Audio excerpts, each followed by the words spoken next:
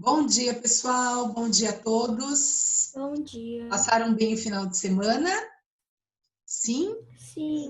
Ótimo. Então, vamos começar essa semana com alegria, né? Com ânimo, vontade de estudar. Vamos lá? Isso, Marjorie, tem que ser com essa energia positiva aí. Tá bom? Pessoal. E um pouquinho de sono também. Ah, não. Deixa isso para lá. Pessoal, vamos lá. Olha, nós vamos terminar hoje aquela parte de respiração e vamos começar a correção dos exercícios, certo? Nós temos bastante exercícios para corrigir. Então, só um minutinho aqui. Eita, a Raíssa já está viajando aqui. Só um minutinho aqui.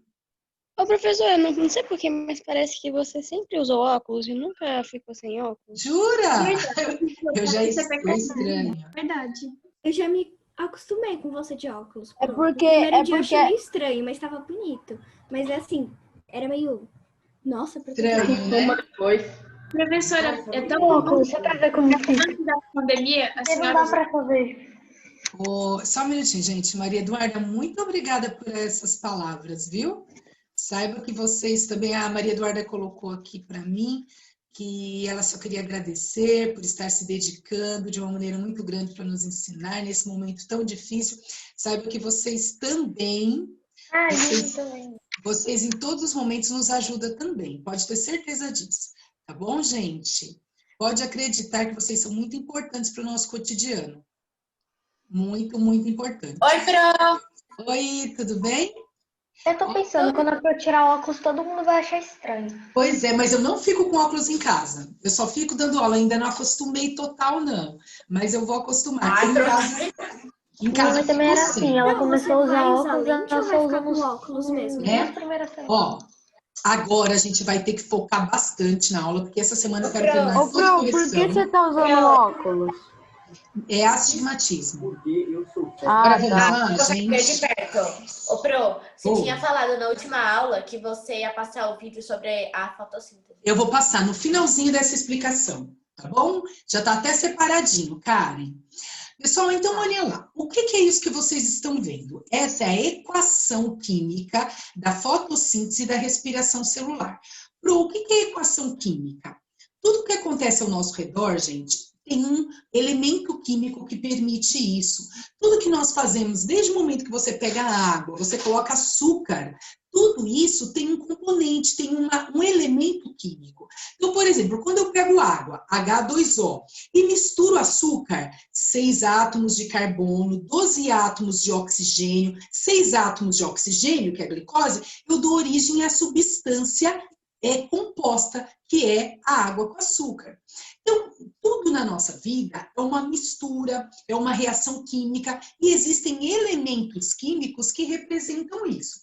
Então, na fotossíntese, isso também acontece, e na nossa respiração também. Na aula passada, eu havia comentado com vocês de como acontece a nossa respiração, o que os pulmões fazem, o que ele elimina. E agora eu quero mostrar para vocês como é essa equação, o que acontece no nosso corpo o tempo todo. Então, olha lá, ó. Esses 6 átomos de carbono, 12 átomos de hidrogênio e 6 átomos de oxigênio é o açúcar, gente, a glicose. Então, quando nós comemos, quando nós nos alimentamos, não precisa ser açúcar, nem doce. Por exemplo, antes de vir dar aula para vocês, eu comi um pãozinho integral. Este pãozinho integral, ele vira carboidrato. E carboidrato é açúcar.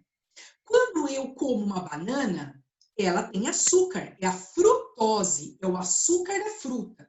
Então, tudo que nós comemos vira um tipo de carboidrato, que é o açúcar que nós precisamos para o nosso corpo. Principalmente que nós não devemos consumir açúcar em demasia. Por exemplo, muito doce, muito chocolate. Eu estou falando de açúcar que está presente na fruta, que está presente em um carboidrato que nós consumimos. Desde o momento que você come uma mandioca, ela se torna... Mas essa frutose... Isso, a frutose. A frutose, ela é natural ou ela é natural? É natural, ela é boa, viu, Karen? Posso fazer uma pergunta? Só um minutinho, deixa só para eu concluir, aí vocês perguntam, tá bom? Então, olha lá, pessoal. Então, o açúcar, ele é importante por quê?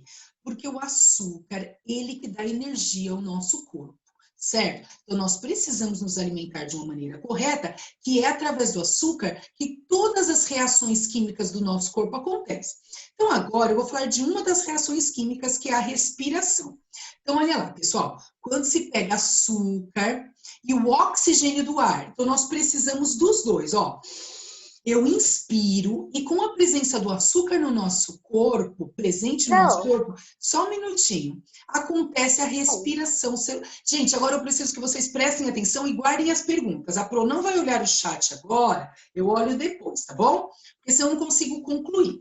Então, olha lá, pessoal, quando eu pego açúcar do meu corpo, que eu comi, que eu adquiri através dos alimentos, e eu inspiro o oxigênio do ar, existe uma partezinha, uma organela da nossa célula, que é chamada de mitocôndria, que realiza a respiração celular. Ô, Pro, mas onde está essa mitocôndria? Ela está dentro da nossa célula. O ano que vem nós vamos estudar isso, tá? Então, olha lá, pessoal. Então, a nossa mitocôndria, que é uma organela da célula, ela capta esse açúcar e esse oxigênio e faz com que a respiração aconteça. E aí, a respiração celular, nós produzimos um excreta. O que nós produzimos nessa reação química? O gás carbônico e vapor de água. Você pode reparar que se você chegar assim no vidro da sua casa e fizer assim, ó, você vai ver que ela fica cheia de gotículas de água. Da mesma forma, gente, se nós ficarmos trancados dentro de uma sala, vamos pensar assim, a sala de aula. Aí tá frio, a Pro não abre nada, deixa tudo fechadinho. Daqui a pouco, vocês vão olhar o vidro e no vidro vai escorrer água. Vai, Pro, tá escorrendo água. Por quê? Tá todo mundo respirando ali e liberando vapor de água. E tá tudo fechado. Então, esse vidro vai começar a ficar gotejando. Por quê? Porque nós estamos liberando gás carbônico e vapor de água, certo? Então, essa daqui é a equação química da respiração. Açúcar mais oxigênio, acontece uma reação química na mitocôndria que libera gás carbônico e vapor de água, certo? Porém, oi. Na tabela periódica, o açúcar é o quê? O açúcar é porque na tabela periódica eles não estão agrupados. Isso daqui é o agrupamento. Não tem açúcar na tabela periódica. Na tabela periódica tem carbono, hidrogênio e oxigênio. Eles se juntaram, isso vocês vão aprender mais para frente, fizeram ligações e formaram o açúcar, certo? É como se os elementos químicos dessem as mãos. Na tabela periódica você só vai encontrar assim, lítio, sódio, potássio, rubídio, os elementos todos separadinhos. Certinho? Entendi, obrigada. Nada. A conjunção deles resulta em outros. Isso. Isso, Yasmin, isso mesmo. A Raíssa falou que ela lembrou quando eu tinha aula no cinema, que acontecia isso, pingava, né? Ô, Marina, tem diferença, assim, da glucose com a frutose. Na verdade, a glucose, eu não vou entrar em detalhes, mas é o glucagon. É outra substância que vocês vão aprender só lá na frente. Agora, a glicose, tem vários tipos de glicose. Da fruta, que é a frutose, do leite, que é a lactose. Por exemplo, de bebidas alcoólicas, como a cerveja, que é a maltose. Então, existem vários tipos de glicose. A gente não pode entrar nesse assunto de alimentos agora, mas só para você entender, tá bom? Esse assunto é muito legal, mas infelizmente agora não é o momento. Eu só quero que vocês entendam que até para respirar nós precisamos nos alimentar de uma forma correta, né? Por isso, ó, você não se alimenta de manhã, vai correr uma maratona, vai para educação física, capota, tem uma síncope lá, aí a Pro pergunta para você, ué, você tomou café da manhã? Não. Jantou? Não. Cadê o açúcar para respiração celular? Não tem, você não come. Então, olha a importância aqui, ó, do açúcar para que a respiração celular aconteça, certo? Agora, pessoal, observe a fotossíntese. A fotossíntese é a mesma coisa. Tem uma equação celular, que é uma equação química que acontece. Então, olha lá, ó. A planta capta pelas folhas clorofiladas, porque aquelas folhas verdes, pessoal, é importante para fazer a fotossíntese. Então, a planta capta o gás carbônico que nós liberamos, certo? Juntamente com a água. Olha aqui, ela precisa da água, porque ela vai fabricar o seu próprio alimento. Então, ela capta o gás carbônico do ar, que é o dióxido de carbono, mais uma molécula de água, e juntamente com a luz solar, principalmente, né, que é a parte natural, ela produz o açúcar. Olha o alimento dela, gente. Ela produz açúcar e produz como excreta o oxigênio que nós utilizamos. Então, olha lá, o que a planta produz? Ela absorve gás carbônico juntamente com a água e juntamente com a luz solar acontece a formação do açúcar, que é o alimento da planta, por isso que ela produz o seu próprio alimento e ela libera o oxigênio que é excreta. O restante, nós não liberamos gás carbônico, a planta libera o oxigênio. Então, essa é a equação da fotossíntese. Não, Raíssa, não tem que decorar cada átomo. Por isso que a fotossíntese é tão importante, né, Pro? É, porque é ela que produz alimento para a planta, certo? Deixa eu entender a pergunta aqui. Pro, então, sem plantas a gente não respira? Na verdade, não é isso.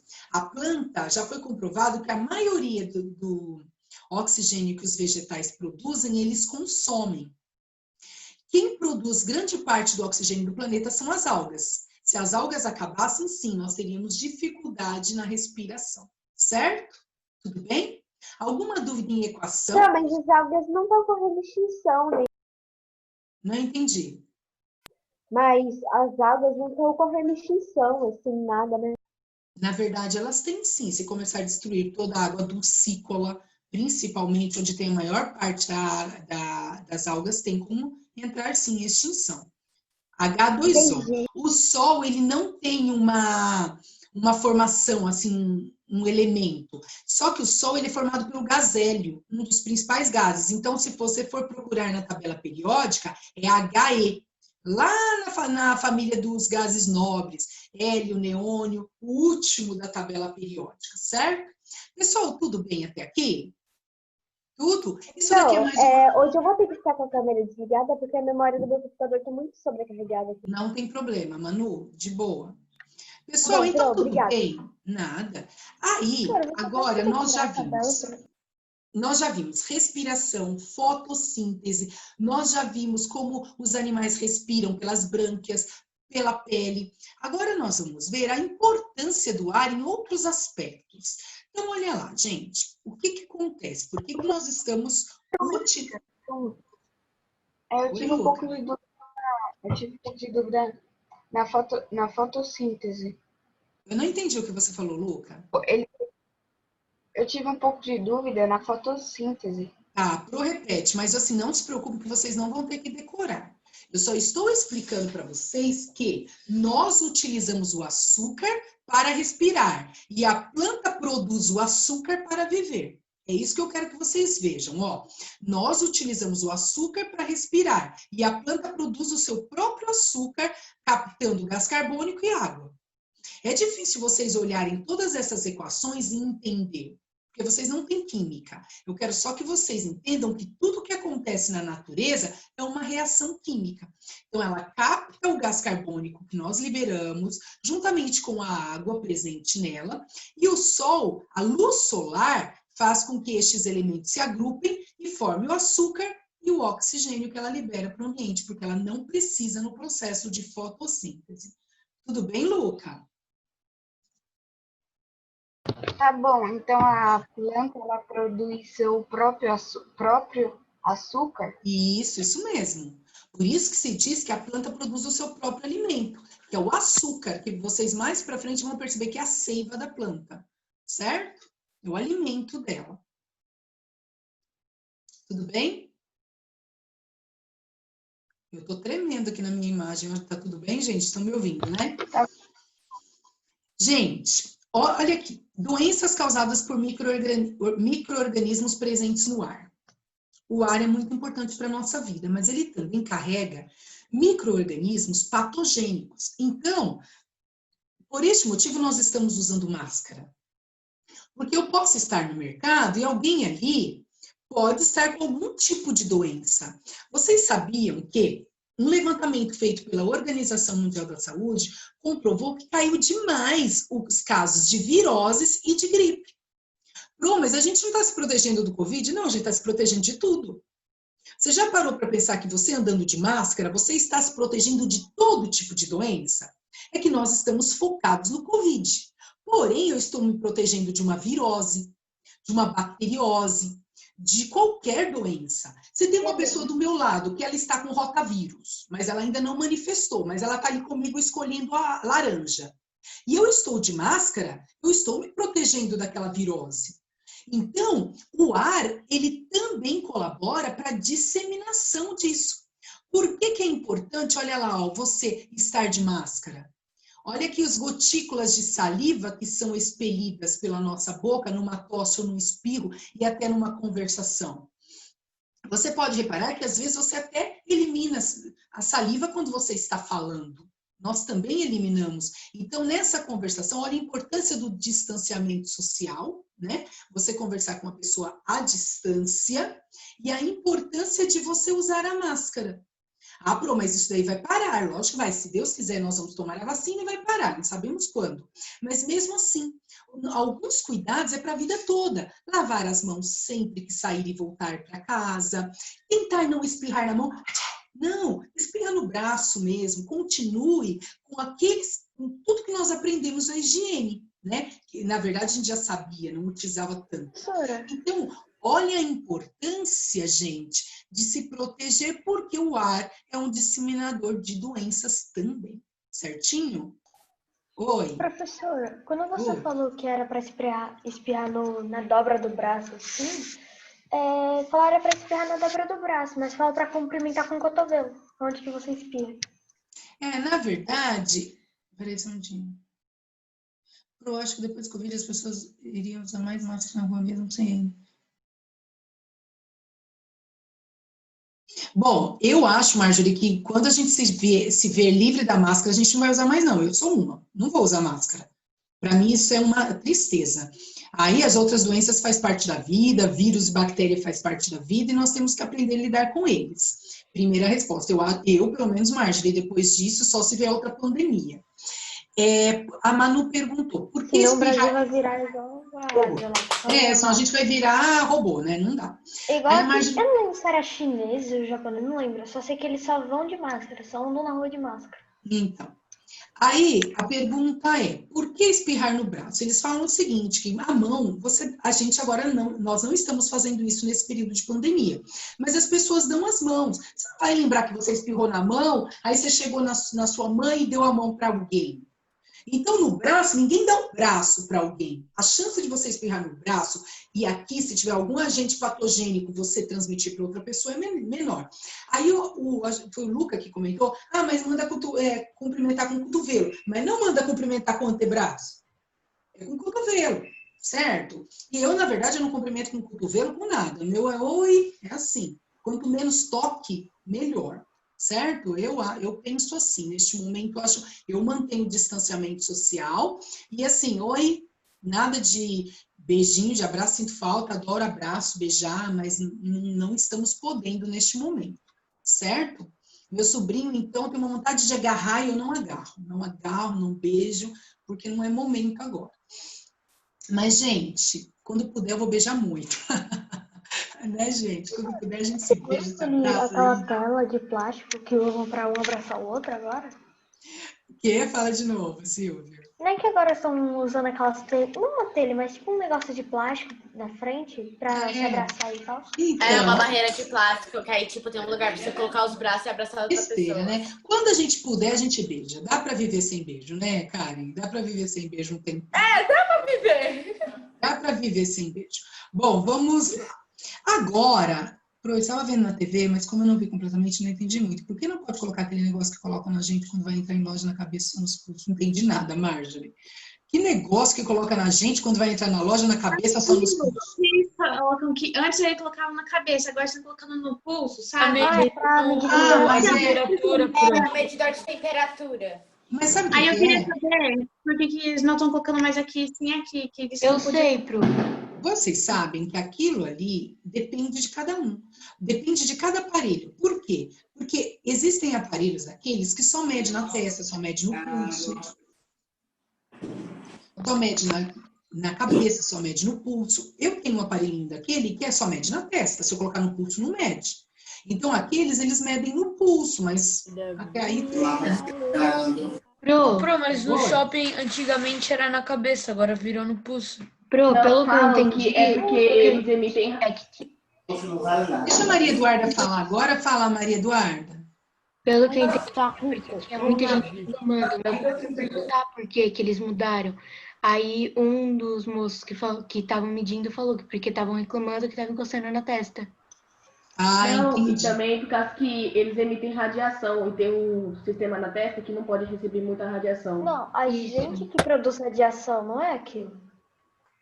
Na verdade, gente, é o seguinte, é o mínimo aqui, né? Mas pode ser mesmo, para evitar o contato no pulso, é menor o Ô, contato, professora, né? eu pesquisei, eu fui ver um vídeo que era assim, se aquele aparelhinho media a radiação, mas ele mede a nossa radiação, a gente que coisa a radiação. Não, e ele tem uma radiação mínima, mas isso tem na nossa vida, desde a luz solar, desde o micro-ondas, desde tudo, né? Pessoal, vamos voltar aqui. E por último, olha a importância do ar. Vocês já viram esse grão de pólen que ele está Dente de leão. o dente de leão, né? Você assopra e ele sai voando, né? Estes grãos de pólen, eles são... Ó, por favor, mutando, senão a Pro não consegue falar. Estes grãos de pólen, eles são importantes para a polinização das plantas, para que esta planta ela possa nascer em outros lugares, para que possa espalhar para outros lugares. Porém, eu preciso do ar. O ar que vai fazer estes grãozinhos de pólen se soltarem, eles são alados e vão sendo levados. E não somente estes, outros também. E vocês sabem que tem até doenças que vocês vão aprender o ano que vem, no 7º ano, que também os ovinhos dessas doenças são carregadas pelo vento. Então, o vento, pessoal, ele é muito importante. Ele é inodoro, ele é insípido e ele é incolor. Então, ele não tem cheiro, ele não tem cor e ele não tem sabor, certo? Ah, Pro, já vi sim. Eu já vi um país aí que você via a cor do ar por causa dos agentes poluentes. Na verdade, o ar atmosférico, ele não tem cor, ele não tem sabor, você não sente gosto, e ele também não tem cheiro, né? Ele é como a água, inodoro, insípido e incolor. E o ar, nós já vimos toda a importância dele, né? Ele é muito importante para tudo que acontece na nossa vida. E, além de tudo, pessoal, para fechar este assunto do ar, eu queria mostrar uma imagem para vocês aqui. Professora, fala em pólen, eu tenho uma dúvida. Tem dia, quase todo dia eu acordo espirrando muito de manhã. Pode ser que tenha esse pólen no ar, que é grande a quantidade de manhãzinha, assim? Ácaro. Isso, eu tenho alergia. É ácaro. Quando a gente levanta espirrando muito ácaro, você entrou em contato com algo que prejudicou e você começou a espirrar. Infelizmente, todo dia. Certo? E olha lá, pessoal, o ar, ele tem pressão. Nós não sentimos a pressão atmosférica, eu não estou sentindo nenhuma pressão sobre mim neste momento, mas existe essa pressão. E olha como esta pressão atua, gente. A pressão atmosférica, ela atua sobre todo o corpo, em toda a volta dele, por todos os lados. Então, se eu perguntasse para vocês assim, como que a pressão atmosférica ela atua? Ela atua sobre um corpo por todos os lados dele. Certo? Então, nós temos uma pressão interna e nós temos uma pressão externa que circunda o corpo de todos os seres vivos. Isso faz parte. Quem descobriu sobre a pressão atmosférica foi o evangelista Torricelli. Mas como que ele descobriu? Como ele descobriu o que é a pressão? Como ele mediu a pressão? Ele fez uma experiência, pessoal. Peço que vocês prestem muita atenção na experiência de Torricelli que eu vou explicar para vocês agora. Torricelli, ele fez uma experiência, mas ele falou assim, bom, eu tenho que pegar e fazer essa experiência num lugar onde eu posso colocar assim como se fosse um ponto zero. Eu não posso fazer a experiência em qualquer lugar. Ele falou, bom, eu vou fazer essa experiência no nível do mar. E vou pegar o nível do mar como ponto zero da pressão atmosférica. Ali eu vou calcular a pressão. Então, Torricelli, ele foi ali na praia e ele fez essa experiência. O que ele fez? Ele pegou uma cuba, ó, como se fosse uma bacia, né? Ele chama de cuba de vidro, e encheu essa cuba de vidro de mercúrio. Por que mercúrio? Pessoal, mercúrio também é um elemento químico da tabela periódica e ele possui uma característica muito importante. Ele capta a variação mínima de temperatura, de calor e de pressão atmosférica. Tanto que antigamente, algumas pessoas ainda possuem esse termômetro. Os termômetros eram feitos de mercúrio, porque o mercúrio, quem já viu esse termômetro, é aquele que vai formando uma linhazinha prata dentro do bulbo do termômetro. Então, por quê? Porque qualquer variaçãozinha de temperatura, o mercúrio absorve e demonstra ali que houve essa alteração. Então, o que aconteceu, gente? Torricelli pegou, encheu essa cuba de mercúrio. E fez o seguinte, pegou um tubo de ensaio, todo mundo sabe que é tubo de ensaio, aquilo que a gente usa no laboratório, um tubinho assim de vidro. Ele pegou esse tubo de ensaio de 1 metro e encheu de mercúrio. Então, pensem aqui, ó, prestem atenção aqui. Ele encheu a cuba, encheu o tubo de ensaio de 1 metro de mercúrio e ele emborcou dentro da cuba de mercúrio. E ele percebeu que o mercúrio que estava dentro do tubo foi descendo, até marcar 76 centímetros. Quando chegou em 76 centímetros, o mercúrio parou de descer. Qual foi a conclusão que Torricelli teve? Que a pressão externa, ela está bem maior que a pressão interna. E ela fez com que a pressão do local chegasse até 76 centímetros. O que Torricelli concluiu e fez como teoria? A pressão atmosférica no nível do mar é de 76 centímetros. Então, olha lá, qual foi a primeira parte da experiência? Torricelli testou quanto de pressão atmosférica externa existia no nível do mar, na praia. Ele testou e ele viu que, enquanto a pressão não atuava, o mercúrio ia descendo. A partir do momento que a pressão externa atuou, ele parou em 76 centímetros. O que Torricelli diz? Ele diz o seguinte, gente. Todas as vezes, vocês vão usar muito esse termo, todas as vezes que apresentar, principalmente nas provas, na área da física, quando fala assim, ó, ele está a 1 atm. 1 atm é igual a 76 centímetros. O que é 1 atm? É o que Torricelli descobriu, que 1 atm, que é a atmosfera no nível do mar, a pressão atmosfera, é igual a 76 centímetros. Aí Torricelli falou assim, tudo bem, já entendi. Agora eu tenho que ver o que acontece com a pressão atmosférica quando eu vou subindo ou quando eu vou descendo. E aí Torricelli foi fazendo testes acima do nível do mar. E ele fez o mesmo teste em cidades com altitude maior que a praia. Por exemplo, São Paulo, a altitude é maior. E ele foi percebendo o quê? Que a pressão atmosférica foi diminuindo. E qual a conclusão que Torricelli chegou? Ele chegou na conclusão seguinte.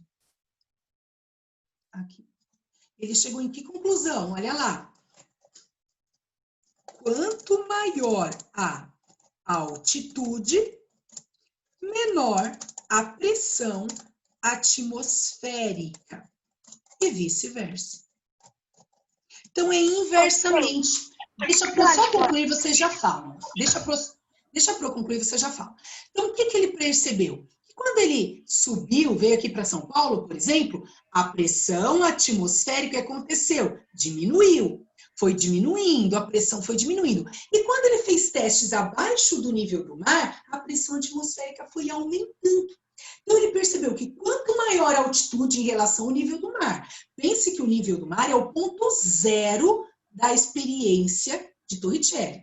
Então, ele falou assim, acima da praia, menor a pressão. Abaixo do nível do mar, maior a pressão. Quando você mergulha, a pressão é maior. Quando você escala, a pressão é menor.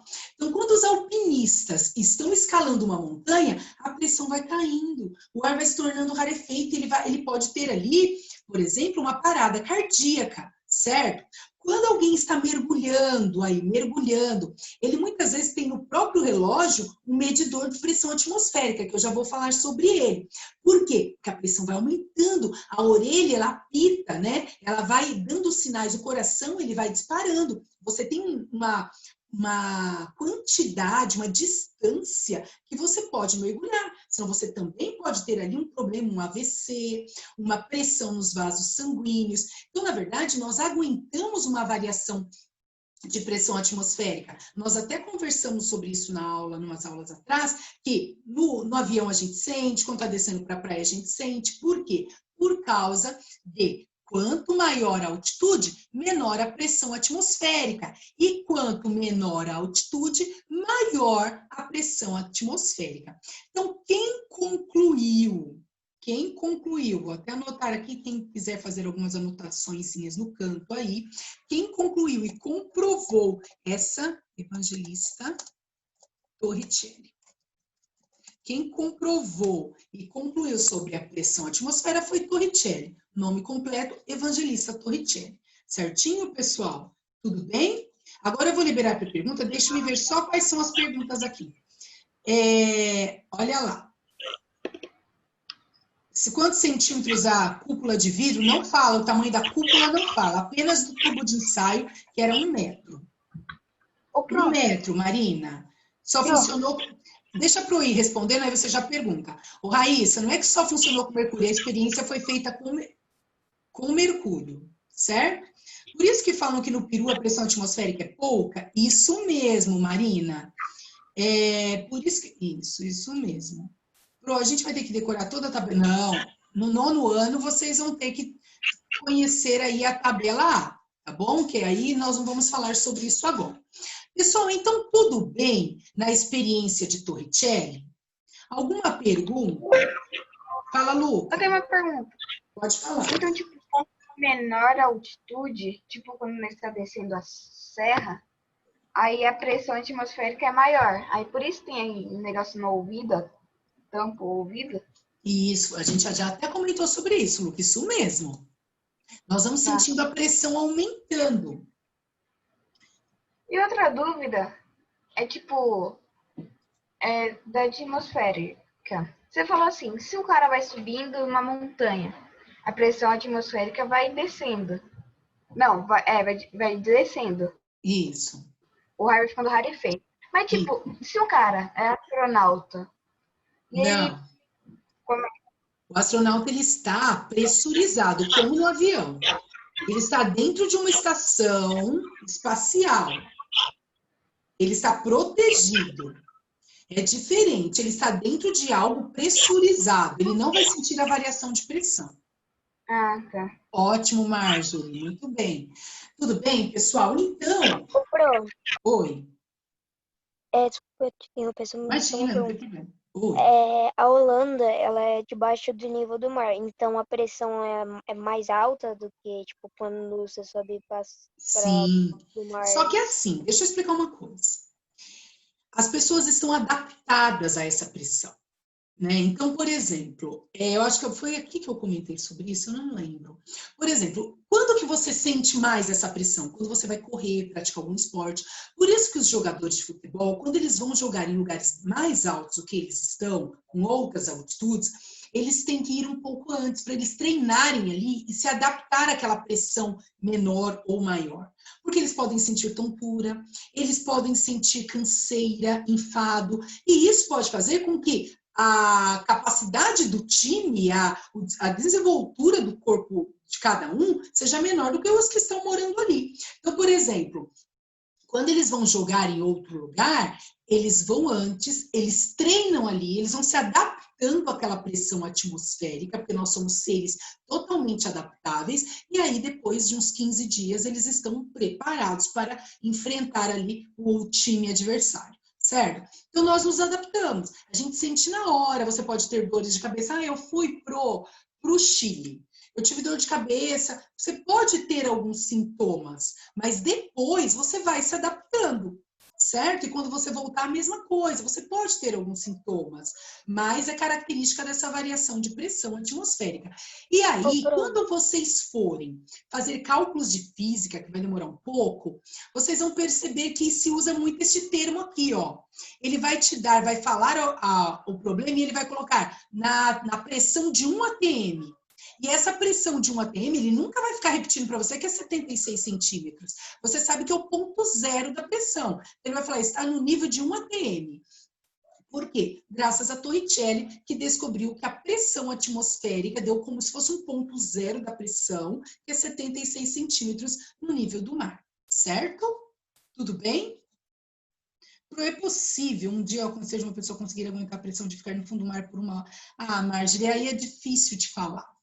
É adaptação, nós não podemos esquecer que o nosso corpo ele está adaptado. O ano que vem vocês vão perceber que existem peixes, por exemplo, seres vivos que só vivem no fundo do mar, outros que só vivem na superfície, outros que vivem só nessa parte intermediária, né? Então, quer dizer, os peixes de regiões abissais, eles não conseguem viver na superfície. Porque o que acontece? A pressão cai demais. Então, nós estamos adaptados, aguentamos uma variação pequena, mas não uma variação grande de pressão, de temperatura, de ar. Nosso corpo não está preparado para isso, certo? E por último, o que Torricelli ganhou com isso? Olha lá, pessoal. Foi Torricelli que inventou o barômetro. O que o barômetro faz? Mede a pressão atmosférica. Então, por exemplo, um alpinista, com certeza, ele tem um barômetro. Porque ele sabe quanto que ele pode aguentar e qual é a pressão ali. Os mergulhadores, eles possuem relógios próprios para mergulho com barômetro. Por quê? Porque ali mostra, de alguma forma, essa variação da pressão. Alguns apitam, outros acendem. Eles possuem modos de representar a pressão atmosférica ali, fora marcar, certo? Não sei, Sofia. Isso depende muito, porque isso daí é variação da estrutura de uma estrela, a Pro não sabe. O Enzo perguntou assim, a pressão do corpo humano tem mais pressão dentro do corpo ou fora do corpo? Nós sofremos uma pressão externa maior, né? Nós temos uma pressão externa maior. E aí a pressão, principalmente a pressão dos pulmões, ela entra em equilíbrio com a pressão externa. Mas nós temos uma pressão que circunda o nosso corpo, pressão por todos os lados. Certo? Pessoal, alguma dúvida até aqui? Alguém quer fazer alguma pergunta? Então, olha como Torricelli colaborou, pessoal, para o estudo da pressão atmosférica. Então, você já entendeu o porquê que ocorre essa tontura, esse apito na orelha, né? Por causa dessa variação de pressão. E que nós não aguentamos essa variação brusca de pressão. Não, você precisa passar o vídeo. Vou passar agora. Pro, quanto tempo demora do que é feito? Eu acho que poderíamos testar esses buracos. Sofia, olha, não sei te falar, viu? Nada sobre isso. Pessoal, vamos lá? Eu vou colocar o vídeo para vocês da fotossíntese para encerrar este assunto de ar atmosférico, certo? Então, vamos lá. Onde eu deixei?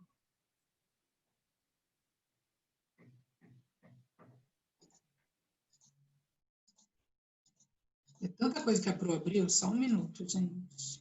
Aqui.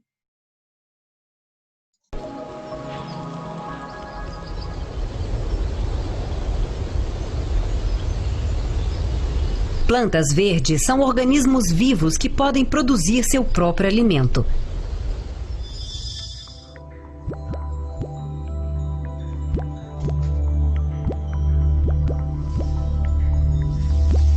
Elas absorvem água pelas raízes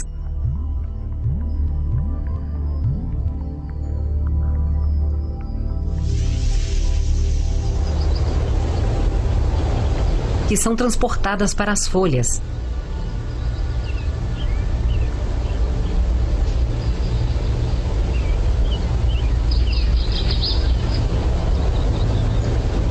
As folhas também absorvem luz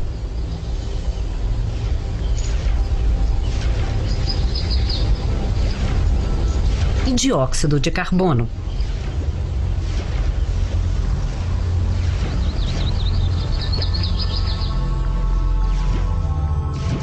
A água também chega às folhas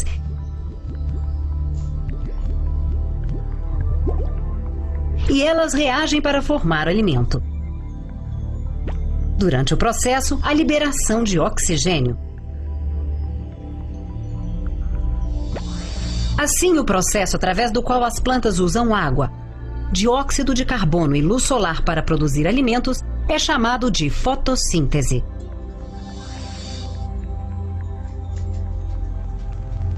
Apenas partes verdes das plantas podem sintetizar seu próprio alimento, pois nas células destas áreas encontramos cloroplastos que contêm o pigmento clorofila. A clorofila é capaz de absorver a luz do sol, que pode ser usada na síntese do alimento. Assim, as folhas são as partes onde a maior parte da fotossíntese ocorre, razão pela qual são geralmente chamadas de cozinha das plantas.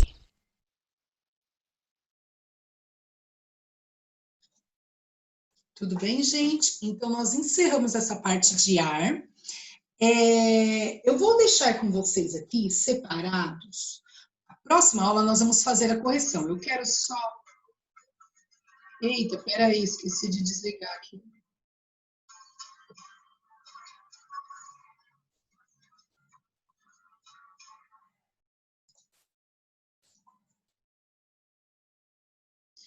Bom, gente, pegue o livro, por favor, na página 127. Só para mostrar uma coisa. Eu vou passar agora. Pro, você sabe que livro? É o livro 6 na capa, Pro? 6 na capa, grupo 7. Isso. Valeu. De nada. 7. Deixa eu só ver uma coisinha aqui. 127, né, Pro? 127. Ô, Pro, é os exercícios propostos, né? Isso. Olha lá. Deixa eu só tirar uma dúvida aqui na página 150, que foi a última lição de casa. A última lição de casa foi a 150, não foi, gente? Agora, já anotem aí que a 151 é a próxima lição de casa, certo? 151 é a próxima lição de casa. Tá. E nós vamos corrigir agora, esses últimos minutinhos, pelo menos a página 127, 2 e 3, tá bom? Que são os exercícios propostos. Eu posso ler, Pro? Pode sim, só um minutinho. Deixa eu voltar lá. Exercício 2 e 3. Deixa eu espelhar para vocês, senão não adianta, né? Só um minuto. Olha lá. Então, quem falou eu posso ler, Pro? Foi um menino? Eu. Eu quem? Silvio. Silvio, pode ler a primeira pergunta. 2. Estudos sobre o solo são realizados por diversos profissionais, como geólogos e químicos. Qual é a importância do conhecimento das características gerais do solo? Aí eu coloquei, porque com o estudo do solo é possível saber se o solo é fértil ou não para a agricultura. E não só a fertilidade, o que mais, gente? Olha lá, qual a importância do conhecimento das características gerais do solo? Por que é importante conhecer? Foi o Silvio, né? É o livro com 6 ou 7 na capa? 6. Tá, tá com 6 na capa. 6. Esperando vocês encontrarem aí. Então, muito bem, Silvio. Foi o Silvio que falou, né? Muito bem. É para saber se o solo é fértil ou não. E o que mais? Quantos anos ele está no presente? Não quanto tempo, não.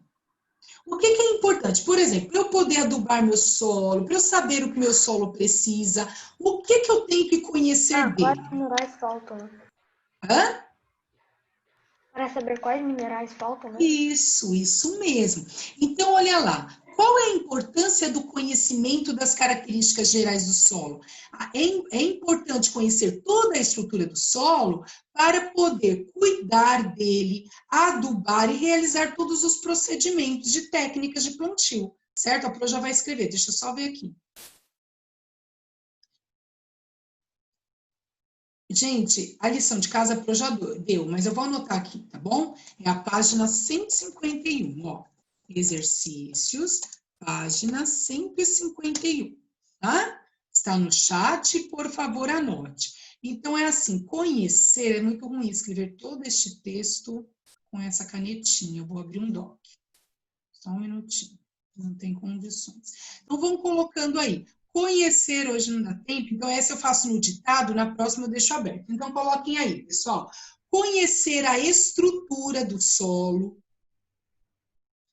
Conhecer a estrutura do solo, vírgula.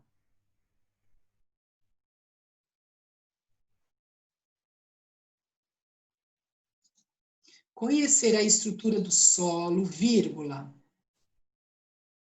Do que são formados, vamos dizer assim, a sua formação, né?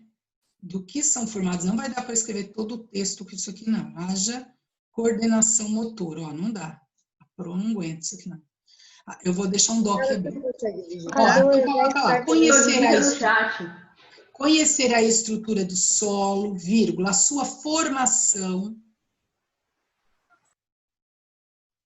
vírgula. Pronto, minha resposta só acrescenta, né? Isso. A estrutura. Para executar as técnicas de plantio. E vamos corrigir a segunda, a terceira aí. Olha lá, pessoal. Manuela, lê esse trechinho, a perda de solo para Pro. Tudo bem, Pro. A perda do solo não quer dizer necessariamente que a terra desapareça, embora localmente isso pode acontecer, devido à transgressão marinha ou erosão de áreas continentais. Normalmente, significa que a deteriorização das suas propriedades químicas e físicas de maneira que o solo deixe de ser produtivo.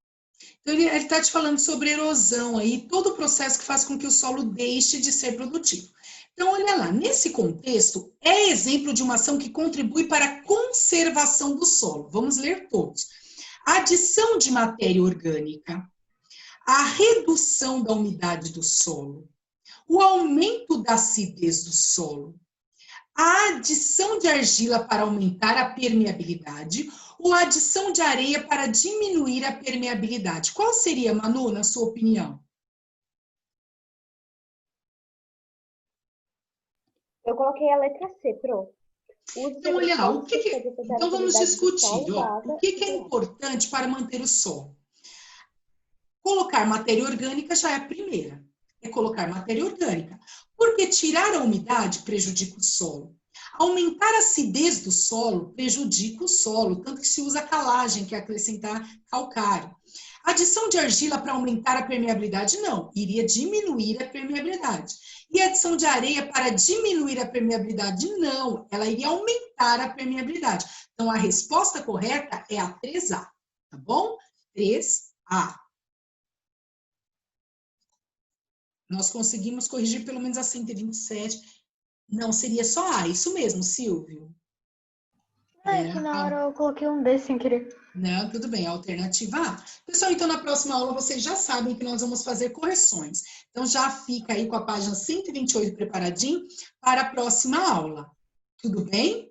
Tá bom, gente? Tchau, tchau. Beijinhos. Até quinta-feira, gente. Tchau, tchau.